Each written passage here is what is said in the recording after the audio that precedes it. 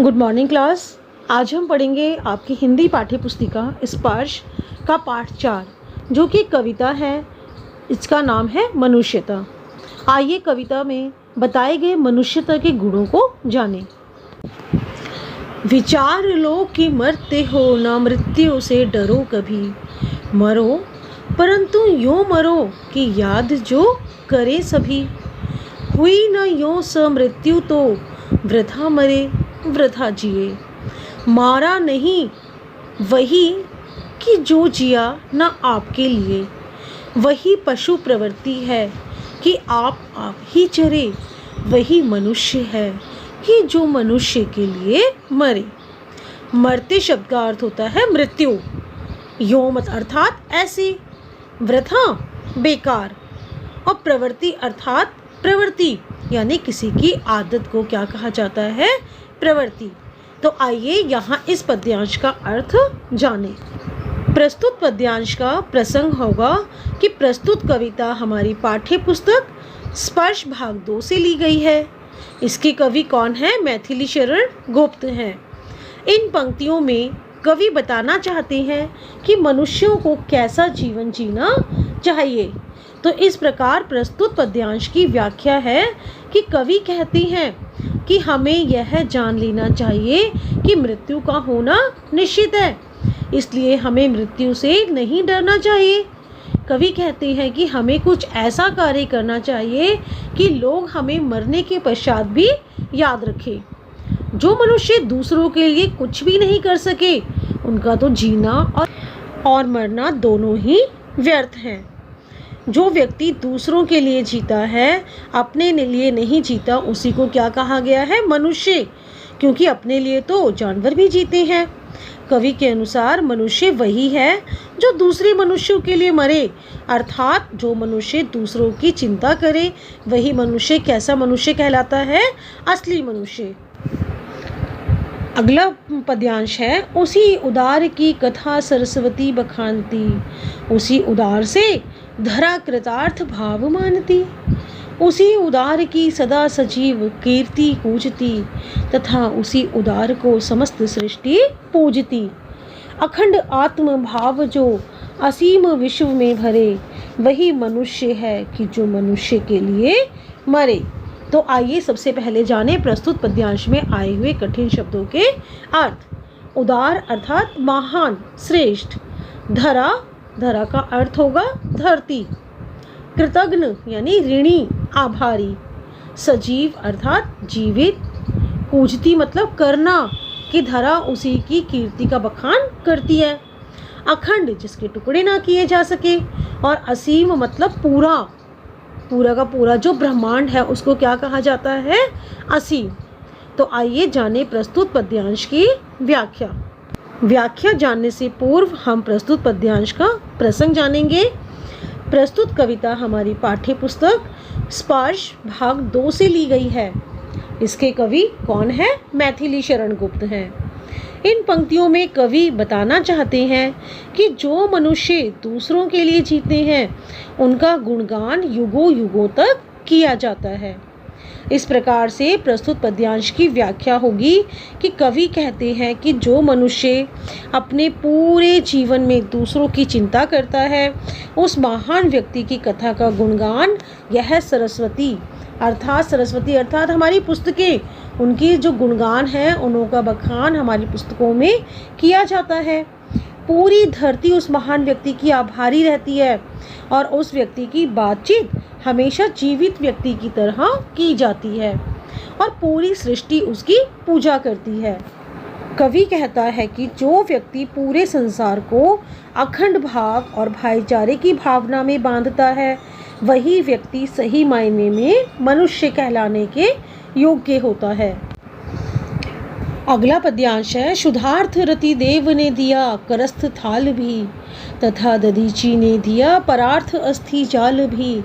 उशीनर क्षितीश ने स्वमास दान भी किया, सहर्ष वीर कर्ण ने शरीर चर्म भी दिया। अनित्य देह के लिए अनादि जीव क्या डरे, वही मनुष्य है जो कि मनुष्य के लिए मरे। प्रस्तुत पद्यांश में आए हुए कठिन शब्द हैं शुद्धार्थ अर्थात भूख से परेशान, करस्थ अर्थात हाथ में, जो हमारे हाथों में है उसको करस्थ कहा जाता है। परार्थ मतलब पूरा, परार्थ पूरा भी कह सकते हैं, और अब कहते हैं दूसरे के लिए।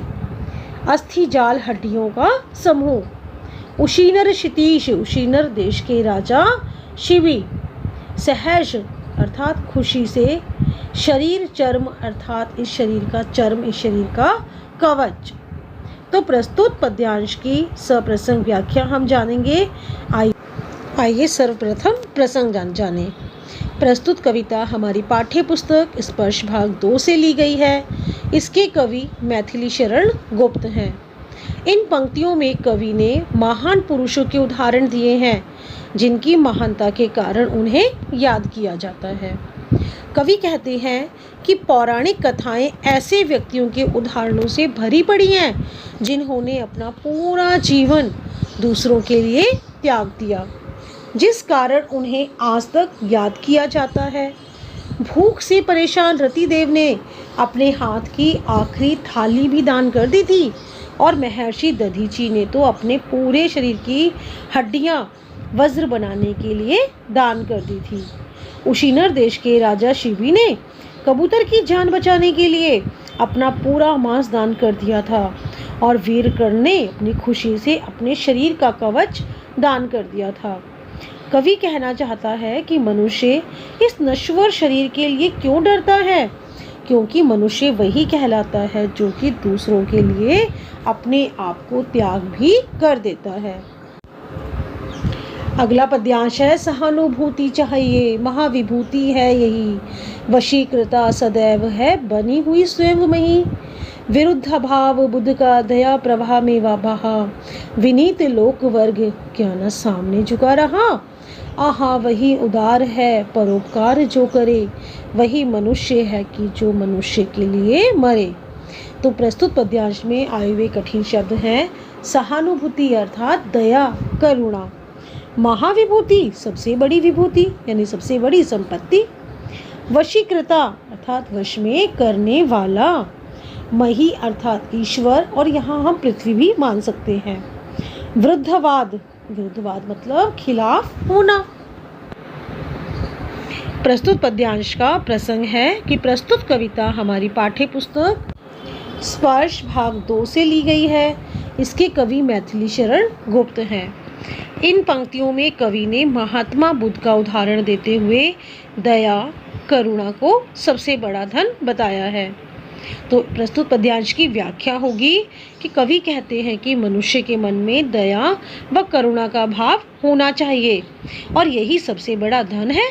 स्वयं ईश्वर भी ऐसे व्यक्तियों के साथ रहते हैं। इसका सबसे बड़ा उदाहरण महात्मा बुद्ध हैं, जिनसे लोगों का दुख नहीं देखा गया, तो वे लोक कल्याण के लिए दुनिया के नियमों के विरुद्ध चले गए।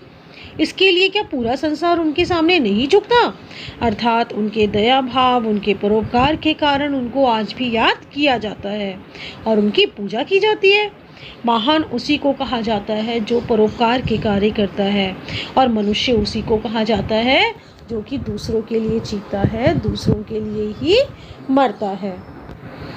अगला पद्यांश होगा, रहो न भूल के कभी मदांध तुच्छ वित्त में, सनाथ जान आपको करो न गर्व चित्त में। अनाथ कौन है यहाँ? त्रिलोकनाथ साथ हैं, दयालु दीन बंधु के बड़े विशाल हाथ हैं। अतीव भाग्यहीन है अधीर भाव जो करे, वही मनुष्य है कि जो मनुष्य के लिए मरे। तो सबसे पहले हम प्रस्तुत पद्यांश में आए हुए कठिन शब्दों को जानेंगे।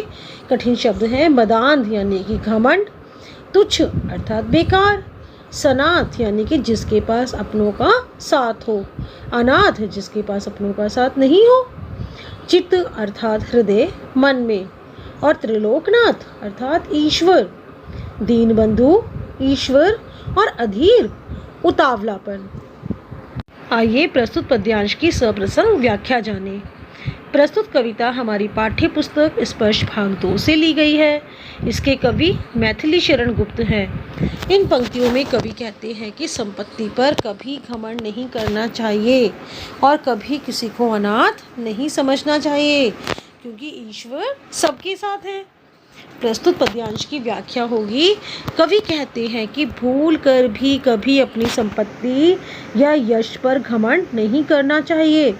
इस बात पर कभी गर्व नहीं करना चाहिए कि हमारे साथ हमारे अपनों का साथ है, क्योंकि कवि कहता है कि यहाँ कौन सा ऐसा व्यक्ति है जो अनाथ है। उस ईश्वर का साथ तो सभी के साथ है। वह तो बहुत दयावान है, उसका हाथ तो सभी के ऊपर रहता है।